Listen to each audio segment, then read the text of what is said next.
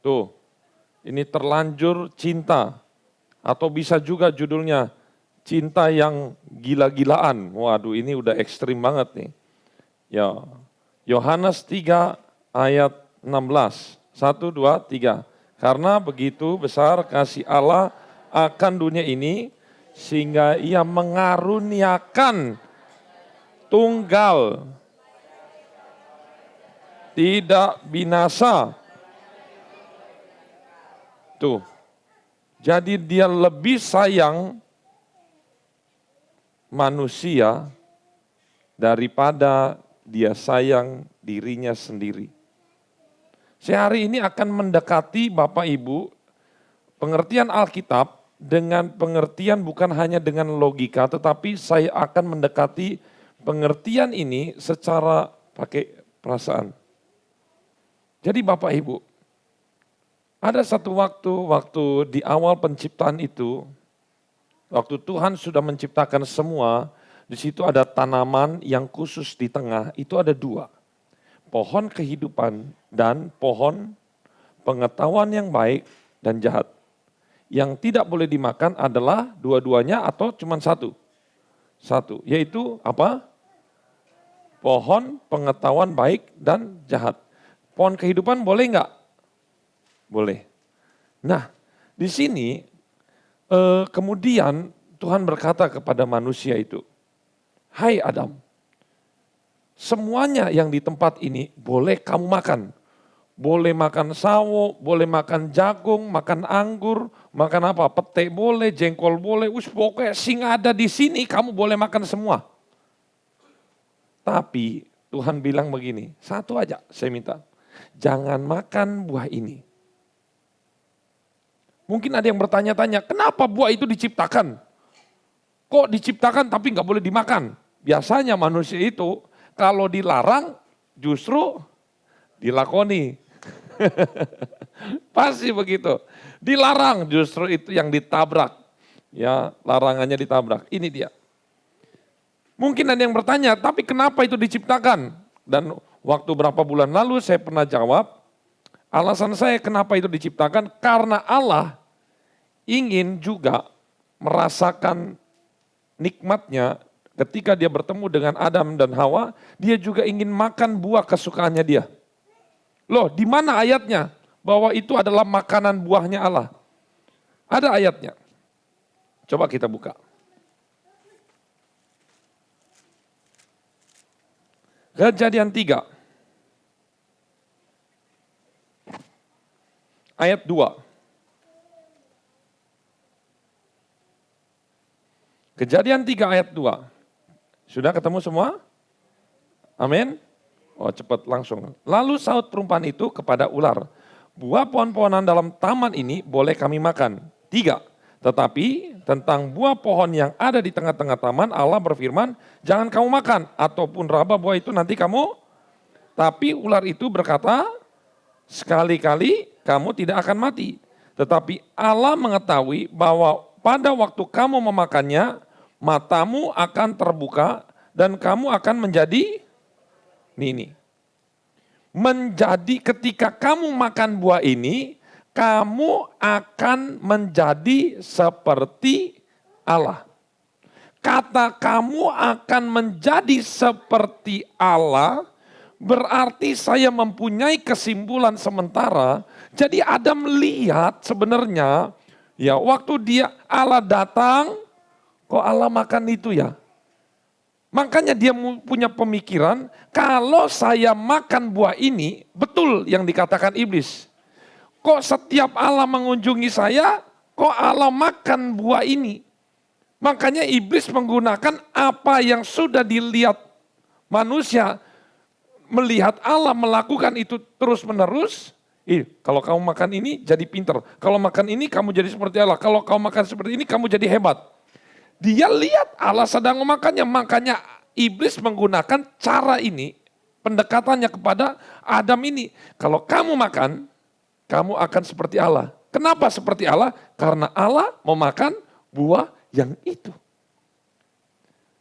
Kalau tidak dipraktikkan, ini nih, segala sesuatu itu harus ada contoh.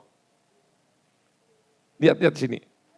Ketika kita ingin menyuapi anak, anak pasti dia melihat bagaimana cara makan yang benar. Ketika kita ingin mengajari jalan, kita harus, anak juga lihat bagaimana cara jalan yang benar. Ketika kita ingin mengajari anak huruf 1, berarti harus ada apa? Contoh yang harus dilihat. Ini dia. Jadi ternyata kesimpulan sementara saya ini adalah bahwa betul manusia itu, Adam dan Hawa, dia lihat. Waktu iblis mungkin goda, kalau kamu makan ini, kamu akan menjadi seperti Allah. Terus waktu Allah datang dalam satu waktu, dia lihat, enak ya makannya. Kok Allah boleh makan? Kok saya nggak boleh?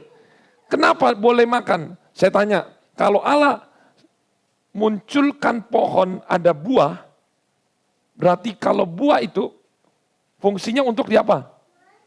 Dimakan. Masa dipajang aja? Masalahnya manusia nggak boleh makan. Iblis pun nggak bisa makan, semuanya nggak ada yang bisa makan. Terus buat apa? Ya buat Allah yang makan. Spesial. Apakah Allah salah? Saya kata enggak. Saya sangat suka dengan ini. Tuhan itu kasih semuanya buat manusia. Semuanya. Semuanya Tuhan kasih.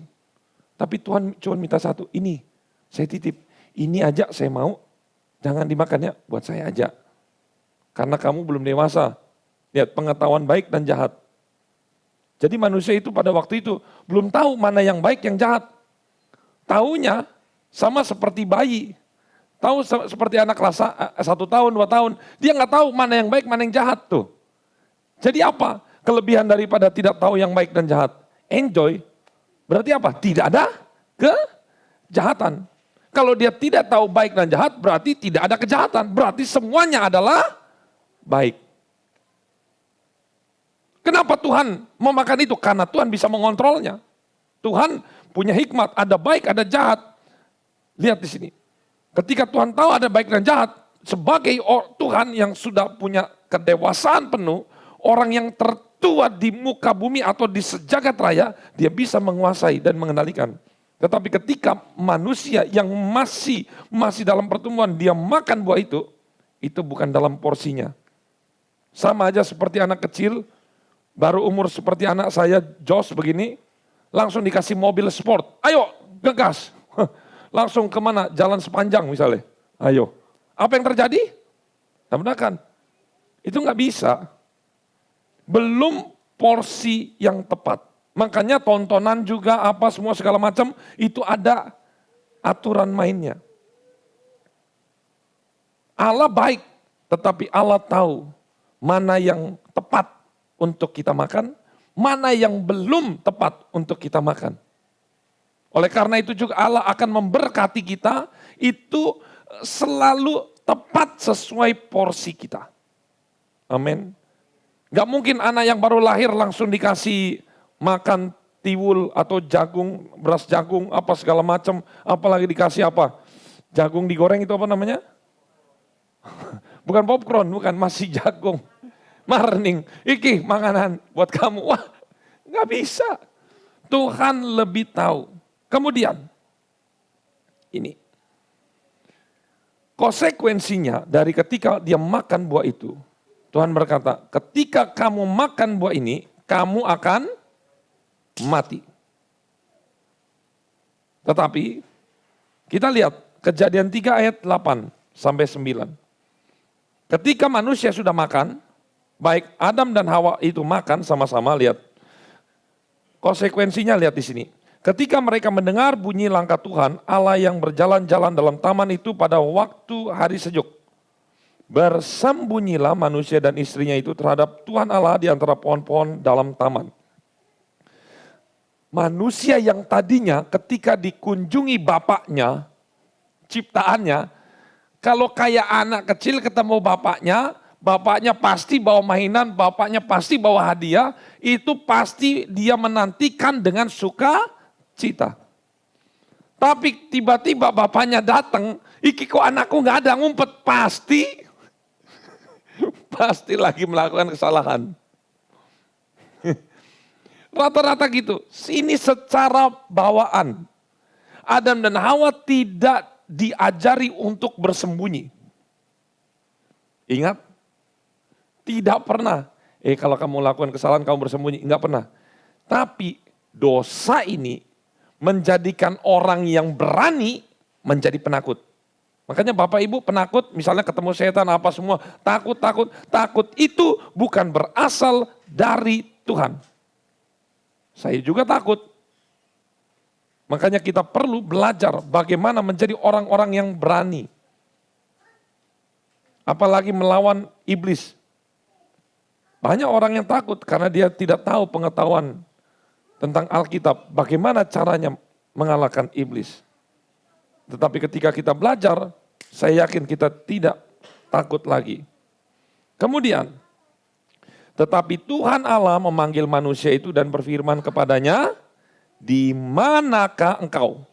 Saya mau tanya, Tuhan itu kan maha tahu. Menurut Bapak Ibu, masa Tuhan nanya, di manakah engkau? Enggak. Ini enggak seringan itu. Kata Adam, di manakah engkau? Tuhan tahu kok. Tapi kenapa Tuhan berkata, di mana engkau? Artinya apa? Tuhan berkata, kalau engkau makan buah ini, engkau mati. Bapak Ibu tahu, kita nanti di dalam sorga tidak membutuhkan matahari. Tidak membutuhkan makan dan minum. Yang menjadi makanan dan minum energi kita itu adalah wajah Tuhan. Wajah Tuhan. Saya katakan sekali, wajah Tuhan adalah Dia yang memberikan energi. Tidak perlu matahari, Tuhanlah matahari. Tidak perlu makan dan minum. Tetapi apakah di sorga tidak ada makan minum? Ada makan minum, tapi makan minum bukan untuk hidup, tetapi untuk dinikmati. Kayak makan es krim mixway, misalnya makan coklat, untuk hidup atau untuk dinikmati? Untuk dinikmati begitu. Tetapi kita hidup bukan karena makan dan minum. Sinar kemuliaan Tuhan itu yang memberikan kita hidup, ada di dalam kitab Wahyu. Nah, manusia, kalau kamu makan buah itu, kamu mati. Terbukti dia mati.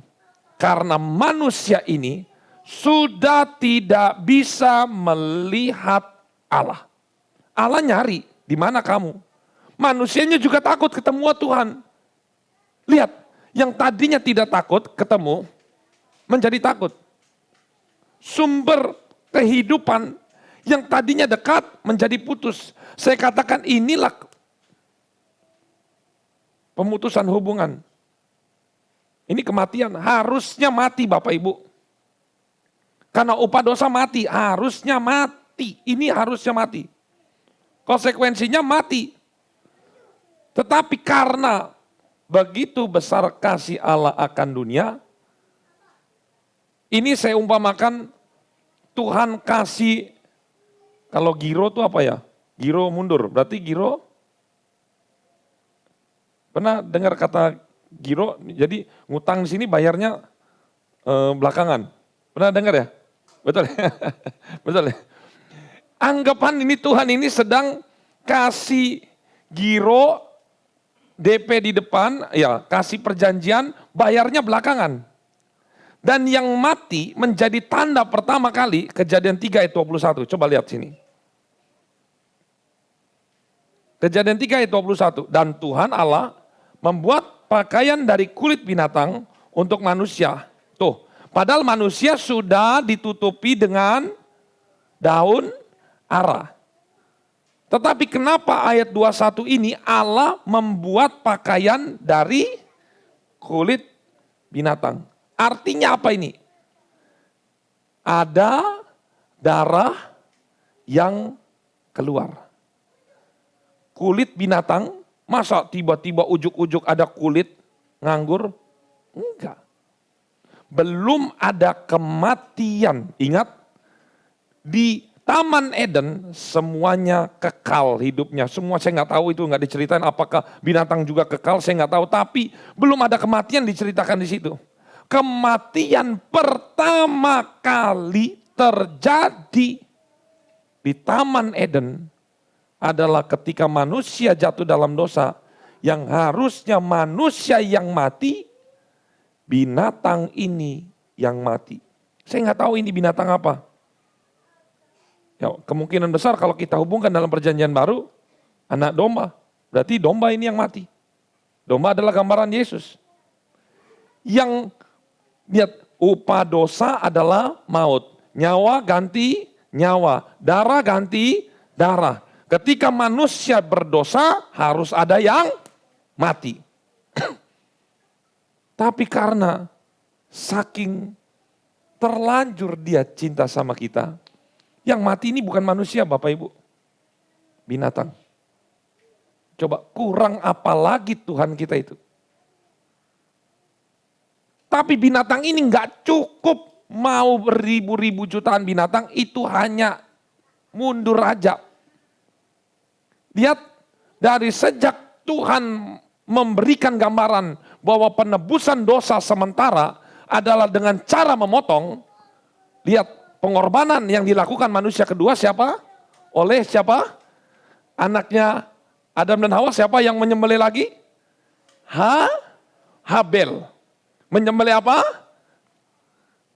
Kambing domba ini, persembahan. Dengan apa? Berarti darah tertumpah. Abraham sembelih, Ayub sembelih, Yakub sembelih. Pokoknya sampai Israel, sampai di zaman Yesus lahir itu masih disembelih. Tapi sebenarnya pembayaran lunas hutang-hutang manusia itu dibayar Yesus di kayu salib. Ada ayatnya? Ada. Buka semua.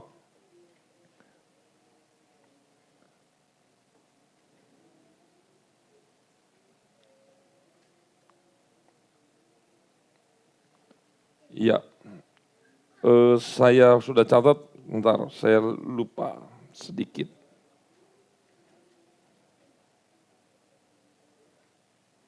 Kalau nggak salah ini di Yohanes 19 ayat 30. Nah, sudah ada. Yohanes 19 ayat 30. Ini waktu Yesus sudah di kayu salib. Yohanes 19 ayat 30. Ya, 19. Yohanes 19 ayat 30. Saya salah sebut ya? Oh ya, Yohanes 19 ayat 30. Sesudah Yesus meminum anggur asam itu, berkatalah ia, sudah selesai. Lalu ia menundukkan kepalanya dan menyerahkan nyawanya. Sudah selesai. Sudah tergenapi, sudah lunas. Hari itu dilunasi. Sejak Yesus mati di kayu salib, tidak perlu lagi pengorbanan kambing dan domba. Makanya bait Allah sekarang diizinkan Tuhan itu dihancurkan. Coba Bapak Ibu, kalau ke Israel tidak ada lagi pengorbanan. Karena pengorbanan binatang itu adalah penghinaan bagi kematian Yesus. Karena Yesus darahnya itu lebih mahal dari segala-galanya. Saya mau kasih tahu juga satu ayat ini. Lukas 13 ayat 34. Sangat rindu Tuhan akan kita. Sangat rindu cintanya Tuhan akan kita. Di sini sudah dijelasin. Yerusalem, Yerusalem, engkau yang membunuh nabi-nabi dan melempari dengan batu orang-orang yang diutus kepadamu, berkali-kali aku rindu mengumpulkan anak-anakmu, sama seperti induk ayam mengumpulkan anak-anaknya di bawah sayapnya, tetapi kamu tidak mau. Berkali-kali aku rindu. Ini bisa diterapin di dalam gereja lokal Israel rohani. Berkali-kali aku rindu ingin supaya umat Tuhan menjadi satu lagi. Ini, ayat ini nih, coba menjadi satu gambaran kerinduan Bapa untuk berkomunikasi dengan Adam. Adam, di manakah engkau? Tuhan lagi rindu, lagi nyari-nyari nih. Karena ketika hubungan itu putus, Tuhan gak bisa berhadapan muka dengan muka lagi. Udah terputus. Konsekuensinya kalau tidak bisa melihat kemuliaan Tuhan, mati. Kalau dipaksakan ada melihat Tuhan, mati. Karena dosa. Satu titik ini menjadi persamaan. Kalau dikatakan Markus 15 ayat 34, dan pada jam 3 berserulah Yesus dengan suara nyaring, Eloi, Eloi, lama sabachthani. Allahku, Allahku, mengapa engkau meninggalkan aku? Tiba-tiba saya jadi ingat ayat ini. Kok Tuhan ingatkan sama ayat di dalam Kejadian 3 ayat 9. Tuhan sedang memanggil manusia dan berfirman kepada mereka, Adam, Adam, di manakah engkau? Tuhan cari manusia. Sekarang Yesus ketika di kayu salib, lihat, Allahku, Allahku, mengapa engkau meninggalkan aku? Di satu sisi di Kejadian Allah mencari manusia. Manusia takut, nggak bisa bertemu.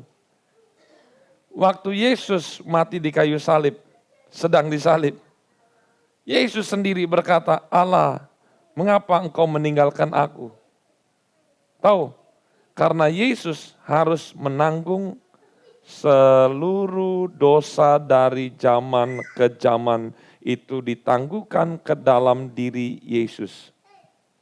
Ini saya sudah pernah ceritakan. Yesus yang tidak berdosa dijadikan dosa karena kita. Ini bukan berarti Allah, Yesus dengan Allah Bapa itu dua orang yang berbeda. Tetapi kemanusiaan Yesus itu diberikan hutang yang dari zaman Adam sampai hari itu dia kumpulkan semua ini dosa keturunan, dia kumpulkan semua, ingat upah dosa maut, dan Allah nggak bisa bersatu dengan dosa. Makanya yang bisa menanggung dosa itu adalah kemanusiaan Yesus. Haruslah dia yang mati. Kenapa Allah meninggalkan dia? Karena memang Yesus dijadikan dosa. Secara otomatis nggak bisa bersatu. Tidak bisa bersatu. Makanya saya punya kesimpulan sementara Yesus dijadikan dosa. Ketika Allah meninggalkan di mana? Waktu di kayu salib. Dikasih semuanya. Di sini saya jujur, hati saya tersentuh bahwa Tuhan itu karena begitu besar kasih Allah akan dunia, dia nggak peduli akan dirinya sendiri, dia mau menjadi manusia, dia mau tanggung semuanya, supaya apa? Hubungan dengan manusia yang dikatakan di dalam Kejadian itu, supaya pulih kembali. Adam, di mana kamu? Hawa, di mana kamu? Sekarang Tuhan nggak perlu lagi cari di mana kamu. Karena kita sudah didamaikan. Kalau begitu, hari ini apa yang harus kita lakukan? Perlu nggak Tuhan nyari kita? Nggak perlu, Tuhan sudah ada di tempat ini. Amin. Tuhan sudah ada di tempat ini. Tinggal kita buka pintu apa enggak? Menurut saya orang keterlaluan, jahatnya manusia. Kalau Tuhan sudah mati, Tuhan sudah datang, contohnya ya, ada bapak kita nih, orang tua saya nih, misalnya, ada di depan pintu. Ketok-ketok. Ditunggu, biarin aja. Sebulan, 2 bulan di depan. Itu anak stres itu. Ayo, siapa yang tega? Orang tua di depan, ketok-ketok. Boleh bapak masuk, boleh bapak masuk. Terus di luar aja. Stres namanya. Kalau orang normal, kalau orang tua mau masuk, dibuka apa ditutup? Dibuka. Hari ini Tuhan mau masuk dalam hati kita. Buka. Amin. Dibuka. Amin. dibuka. Jangan keraskan hati, buka pintu untuk supaya Tuhan masuk. Mari kita masuk dalam doa.